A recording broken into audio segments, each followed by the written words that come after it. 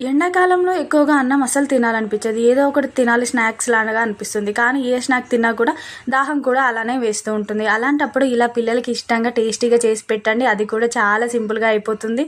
ఎందుకు late process ఏంటో చూసేయండి. ముందుగా ఒక మిక్సీ జార్లోకి 5 పచ్చిమిర్చి తీసుకొని కొద్దిగా జీలకర్ర కూడా వేసుకొని మంచిగా ఇలా పేస్ట్ చేసి పక్కన పెట్టాను. సైజ్ సోరకాయని తీసుకొని పొట్టంతా గీకేసి మంచిగా కడుక్కున్న తర్వాత ఇలా తురుముకొని ఇంకా దీంట్లోనే వేయించుకున్న కచ్చపచ్చగా దంచిన పల్లీలు, అలాగే కొత్తిమీర, కరివేపాకు, మనం ఇందాక చేసి పక్కన పెట్టుకున్న పచ్చిమిర్చి పేస్ట్ అనేది వేసుకొని దీంట్లోనే ఒక కప్పు బియ్య పిండి అయితే సరిపోతుంది. అలాగే కొద్దిగా సాల్ట్ కూడా వేసుకొని ఇలా కొద్దిగా పిండి వేసుకుంటూ వాటర్ ఏమీ వేయకుండా మంచిగా ముద్దలాగా కలుపుకోవాలి. దీంట్లోనే నువ్వులు కూడా వేసుకోండి. ఇలా పిండి ముద్దలాగా కలిసాక ఒక చపాతీ ప్యాన్ తీసుకొని దాంట్లో కొద్దిగా ఆయిల్ వేసి ఇలా మంచిగా సర్వపిండిలాగా ఒత్తుకోవాలి. ఆ తర్వాత మూత పెట్టి ఒక 5 నిమిషాలు అటు ఇటు కాల్చుకుంటే ఎంతో టేస్టీగా ఉండే సొరకాయ సర్వపిండి అయితే రెడీ అయిపోతుంది. ఇలా సర్వపిండి పెట్టే వాళ్ళు ఇలా రొట్టె పంక పైన పెట్టుకొని చాలా ఈజీగా సింపుల్గా టేస్టీగా అయిపోతుంది. ఇంతకు మీకు వీడియో నచ్చిందా లేదా? నచ్చితే మాత్రం లైక్ చేయకుండా వెళ్ళకండి. ప్లీజ్ కామెంట్ చేయండి.